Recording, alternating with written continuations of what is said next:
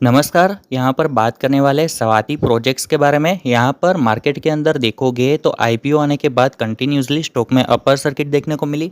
27 rupees का stock यहाँ पर देखोगे तो 27 रुपीज़ से यहाँ पर कंटिन्यूसली 213 के लेवल के ऊपर गया और यहाँ से हाई वोलेटिलिटी क्रिएट करके यहाँ पर अपर सर्किट लोअर सर्किट लगी कुछ टाइम और फिर स्टॉक में कंटिन्यू लगातार लोअर सर्किट देखने को मिल रही है। जैसे कि हमने पिछले वीडियो में बात की थी कि स्टॉक में यहाँ पर देखोगे तो स्टॉक में यहाँ पर फंडामेंटल जो है तो आप ध्यान से देखिएगा, समझिएगा।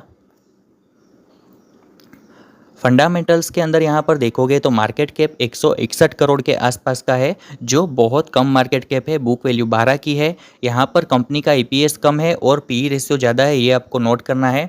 यहाँ पर कर्ज मुक्त कंपनी तो है ही, बट यहाँ पर डिविडेंड में भी आपको कुछ नहीं मिल रहा है और यहाँ पर फेस वैल्यू 10 के बराबर है और इंडस्ट्री पी जो है 19 के बराबर है और पीबी रेशियो 12 के आसपास है और आरओई 4% है।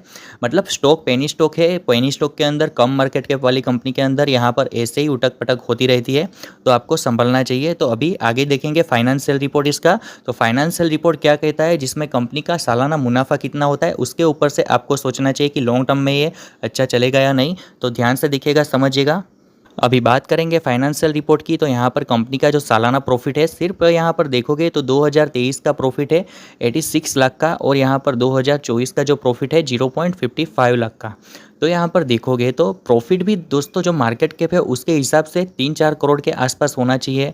कंपनी का रेवेन्यू है, नेट ग्रोथ है उसके हिसाब से, बट यहाँ पर प्रॉफिट बहुत कम हो रहा है ईयरली टू ईयरली।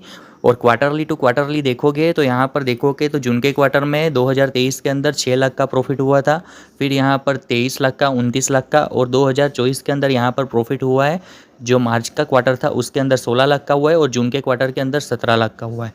मतलब कंपनी का प्रॉफिट तो है ही, बट बहुत कम प्रॉफिट है। और स्टॉक की बात करेंगे तो स्टॉक के अंदर सबसे ज़्यादा होल्डिंग यहाँ पर रिटेल निवेशकों की है और प्रोमोटर होल्डिंग जो 50% से ज़्यादा चाहिए सेबी के रूल के हिसाब से सेब स्टॉक में, तो यहाँ पर 50% से कम है। तो यहाँ पर प्रोमोटर होल्डिंग कम है और रिटेल इन्वेस्टर ज़्यादा है। यहाँ पर म्यूचुअल फंड ने भी इन्वेस्टमेंट नहीं किया है, एफआईआई ने भी इन्वेस्टमेंट नहीं किया है, डीआईआई ने भी इन्वेस्टमेंट नहीं किया है।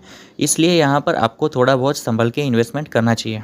बाकी आपको यहाँ पर मैं इन्वेस्टमेंट करने की राय नहीं दूंगा। यहाँ पर सिर्फ मैं आपको फंडामेंटल, फाइनेंशियल रिपोर्ट, टेक्निकल जो यहाँ पर है अपडेट्स, यहाँ पर देखोगे तो कंपनी का रेवेन्यू, नेट ग्रोथ एंड यहाँ पर जो भी अच्छा खासा देखने को मिला है वो मैंने आपको अच्छे से समझाया है। कंपनी का पी आपने देखा और ईपीएस देखा, जिसमें बहुत डिफरेंस है और यहाँ पर पी रेशियो हाई है और ईपीएस कम है।